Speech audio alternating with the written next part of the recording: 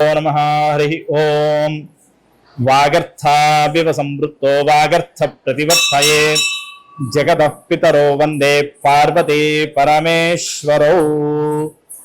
భక్త మహాశైలకి నమస్కారం.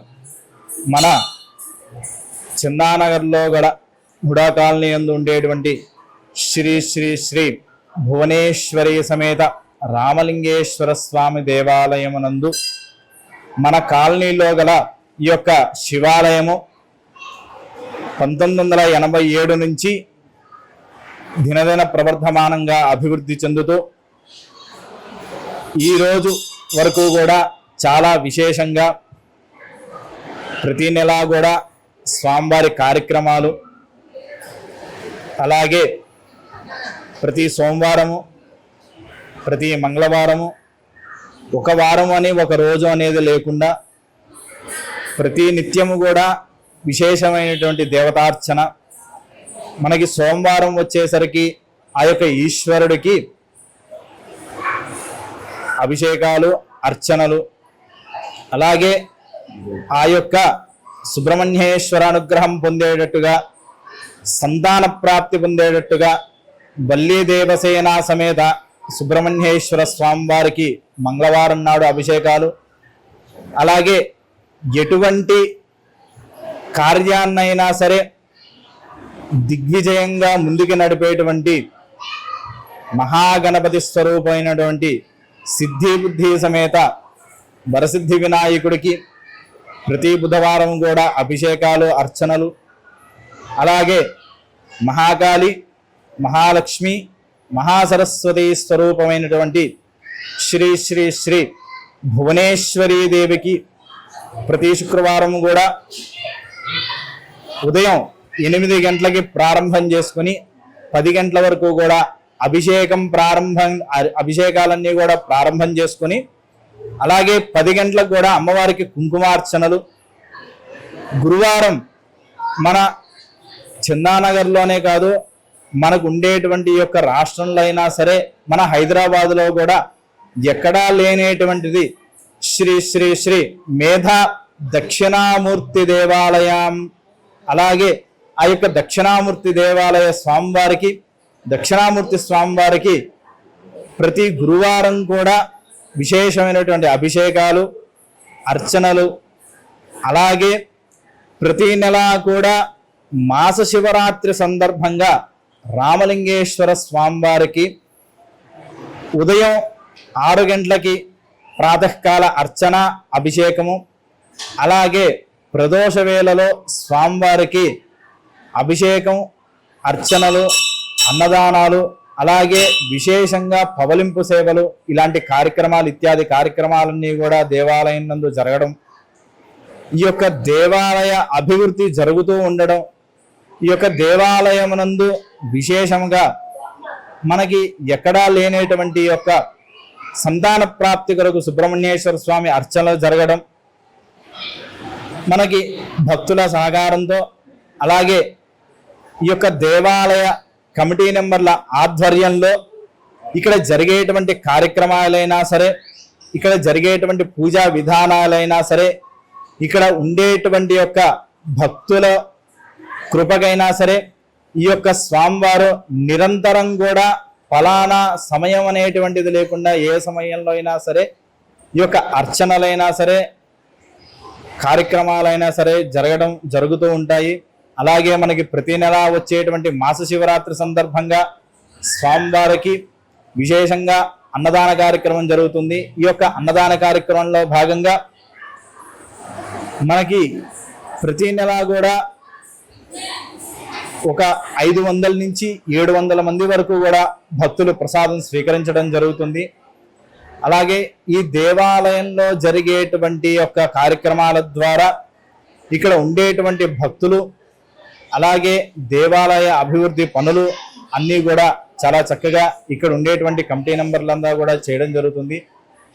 మనకి ఈ యొక్క కమిటీ మెంబర్ల ద్వారా నుంచి అయినా సరే, భక్తుల నుంచి అయినా సరే వచ్చేటువంటి యొక్క ఆదరణ, ఆప్యాయత అంతా కూడా స్వామివారి కృప నుండి వస్తుందని చెప్పి ఇళ్ళవేళలా ఆ యొక్క శ్రీ శ్రీ శ్రీ భువనేశ్వరి సమేత రామలింగేశ్వర స్వామి దేవాలయ అనుగ్రహానికి అలాగే దేవాలయ అభివృద్ధికి ఈ యొక్క కార్యక్రమాలన్నీ కూడా జరగడం ఉంటూ ఉంటాయి. అలాగే మన దేవాలయంలో ప్రతినిత్యము కూడా మన కార్యక్రమం ఫలానా కార్యక్రమం ఉంది అని చెప్పగానే ఏ పనికి కూడా వెనకాడకుండా ఉండేటువంటి ఈ యొక్క ఆలయ కమిటీ సభ్యులైనా సరే, మనకి ప్రధానంగా ఉండేటువంటి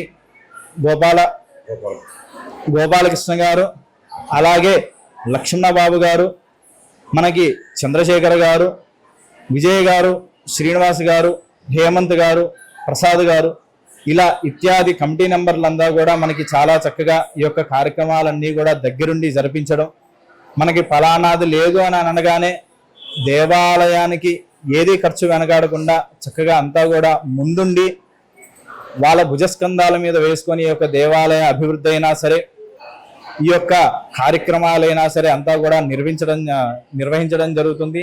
అలాగే మన దేవాలయంలో ఉండేటువంటి యొక్క గోశాల పూర్వం ఈ యొక్క దేవాలయం నందు మనకి కేవలం స్వామివారం మటుకే ఉండేవాళ్ళు, రామలింగేశ్వర స్వామివారం మటుకే ప్రధానంగా ఆయన రావడం, ఆయన ఇక్కడ అర్చనలు అందుకుంటున్నాను అనేటువంటి సమయంలోనే మనకి దేవాలయ అభివృద్ధి, శివ కుటుంబం అంతా కూడా పరంపరంగా ఇక్కడికి రావడం, వెంటనే అన్ని కూడా ప్రతిష్టా కార్యక్రమాలు జరగడం, ఈ యొక్క ప్రతిష్టా కార్యక్రమాలన్నీ కూడా విశేషంగా జరిగిన తర్వాత మనకి కమిటీ సభ్యుల సంకల్పం చేత మనకి ఇక్కడ ఉండేటువంటి మన ఆవరణలో అయినా సరే, మన కాలనీలో అయినా సరే, అలాగే ఇక్కడ ఉండేటువంటి చిన్నపిల్లలకైనా సరే, ఎవరికైనా సరే అంతా కూడా ఆ యొక్క దక్షిణామూర్తి అనుగ్రహం సంపూర్ణంగా దొరకాలని చెప్పి వాళ్ళు సంకల్పం చేయడం, ఈ యొక్క దేవాలయ అభివృద్ధి కొరకు వెంటనే దక్షిణామూర్తి దేవాలయం కట్టించడం,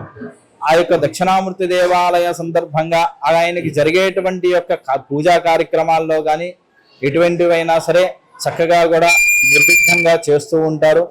అలాగే మనకి ఇక్కడ విశేషంగా ఉండేటువంటి సంతాన విషయంలో మనకి ఇక్కడ సుబ్రహ్మణ్యేశ్వర స్వామి వారు సంతాన విషయంలో చాలా విశేషం. మనకి ఇక్కడ స్వామివారికి ప్రతినిత్యము కూడా అర్చనలు జరుగుతూ ఉంటాయి. ప్రతి మంగళవారం స్వామివారికి విశేషమైనటువంటి అభిషేకాలు జరుగుతూ ఉంటాయి. అలాగే కదలి అభిషేకం కూడా స్వామివారికి విశేషంగా జరుగుతుంది. సంతాన విషయంలో ఏవైనా చిన్న చిన్న ఇబ్బందులు ఉన్నా సరే భక్తులందరూ కూడా వచ్చి ఈ యొక్క స్వామివారి అభిషేకంలో పాల్గొని ఆ కదలి ప్రసాదాన్ని తీసుకుంటే గనక ఖచ్చితంగా సంతాన యోగ్యం ఉంటుందని చెప్పి ఇక్కడ ఉండేటువంటి భక్తుల నమ్మకం. అలాగే మనకి ఈ యొక్క దక్షిణామూర్తి దేవాలయంలో పిల్లలకైనా సరే పెద్దలకైనా సరే వాళ్ళకి జాతక రీత్యా ఏ గ్రహాః అరిష్ట స్థానేషు స్థితాః తేషాం గ్రహాణాం ఆనుకూల్యతాసిత్యర్థం. ఈ యొక్క ఆదిత్యాది నవగ్రహాలన్నిటినీ కూడా ఎవరైతే దగ్గరుండి నడిపిస్తూ ఉంటారో ఆ యొక్క దేవతా స్వరూపమే శ్రీ మేధా దక్షిణామూర్తి స్వామివారు. ఆ యొక్క మేధా దక్షిణామూర్తి స్వామివారికి కూడా ఇక్కడ విశేషంగా ప్రతి గురువారం కూడా కార్యక్రమాలు జరుగుతూ ఉంటాయి. ఈ యొక్క కార్యక్రమ విషయంలో కానీ జరిగేటువంటి యొక్క అర్చనలో కానీ ఎటువంటి లోటుబాటు లేకుండా అన్నీ కూడా సమంగా జరుగుతుంటాయి. అలాగే మేధా దక్షిణామూర్తి స్వామివారికి భక్తులందరూ కూడా విశేషంగా పంచామృతాలతో పాటుగా స్వామివారికి శనగల మాల వేయడం విశేషం. దక్షిణామూర్తి స్వామి అంటే గురుస్వరూపం. అలాగే ఆ యొక్క దక్షిణామూర్తి స్వరూపానికి ప్రతి ఒక్కరు కూడా ప్రతి గురువారం కూడా స్వామివారికి శనగల మాల వేయడం జరుగుతూ ఉంటుంది. అలాగే శ్రీ శ్రీ శ్రీ భువనేశ్వరీ దేవి అమ్మవారికి మనకి ఈ చుట్టుపక్కల ఎక్కడా లేని దేవాలయంలో విశేషంగా అమ్మవారికి ప్రతి అష్టమికి కూడా నవావరణార్చన చేయడం, శ్రీచక్రానికి నవావరణార్చన చేయడం ప్రారంభం చేశాము. అలాగే ఈ అర్చనలో విశేషంగా మనకి అమ్మవారికి సంబంధించినటువంటి కర్పూర వాటికలు ఆ యొక్క ప్రసాదం కింద ఇవ్వడం జరుగుతుంది. ఈ ప్రసాదం స్వీకరించడానికి కూడా భక్తులు చాలా మంది తరలి వస్తూ ఉంటారు. కాకపోతే మనకి ఏంటి అనంటే ఈ ప్రతి మాసం కూడా అమ్మవారి అర్చన జరిగేటప్పుడు కేవలం ఈ యొక్క అర్చనా విధాన ప్రకారంగా అమ్మవారి యొక్క ప్రసాదం 6గురికి మాత్రమే ఇవ్వడం జరుగుతుంది. ఈ యొక్క ప్రసాదం ఒక సంవత్సరం మొదటి మాసం తీసుకుంటే మళ్ళీ వాళ్ళకి కూడా మళ్ళీ వచ్చే సంవత్సరానికే అవకాశం ఇచ్చేటట్టుగా మన దేవాలయ కమిటీ సభ్యులందరూ కూడా దానికి ఆమోదం పొంది ఈ యొక్క పూజా కార్యక్రమాలన్నిటికీ కూడా దగ్గరుండి చక్కగా అందరూ కూడా నిర్వహిస్తూ ఉన్నారు. అలాగే మన ఈ దేవాలయంలో 1987న ప్రారంభం చేయడం జరిగింది. అప్పటి నుంచి కూడా అంతకి అంతంతై చాలా విశేషంగా అభివృద్ధి చెందుతూ ఉంది. కావున ఇలాగే భక్తులందరూ కూడా వచ్చి ఈ యొక్క దేవాలయ అభివృద్ధికి పాత్రలవుతారని చెప్పి మనస్ఫూర్తిగా కోరుకుంటూ, ఈ యొక్క దేవాలయ అభివృద్ధికైనా సరే, దేవాలయంలో జరిగేటువంటి పనులకైనా సరే, దేవాలయంలో జరిగేటువంటి పూజా కార్యక్రమాలకైనా సరే ఫలానా వస్తువు అవసరం అండి అని అనగానే ఎవరైనా సరే మేమున్నాము ఇవ్వడానికి అని చెప్పి ముందుకొచ్చినటువంటి భక్తులకైనా సరే, ఈ యొక్క పని కావట్లేదయ్యా మనకైనా అనగానే ఇక్కడ ఉండేటువంటి కమిటీ సభ్యులంతా కూడా సహకరించడం, ఈ యొక్క సహకారం ఇలాగే ఎప్పుడూ కూడా ఎల్లవేళలా ఇస్తూ ఆ యొక్క శ్రీ భువనేశ్వరి సమేత రామలింగేశ్వర స్వామి కృపకు పాత్రలు కావాల్సిందిగా కమిటీ వాళ్ళకి, అలాగే భక్తులకి, ఇక్కడ ఉండేటువంటి యొక్క దేవాలయ ప్రాంగణంలో ఉండేటువంటి పరివారాన్ని అందరూ కూడా ప్రార్థనాపూర్వకంగా నమస్కారం చేసుకుంటూ అందరూ కూడా ఆ యొక్క భువనేశ్వరి సమేత రామలింగేశ్వర స్వామి దేవాలయ అభివృద్ధికి పాత్రలు కావాల్సిందిగా కోరుచున్నాం. ఇట్లు మీ ఆలయ కమిటీ. స్వస్తి.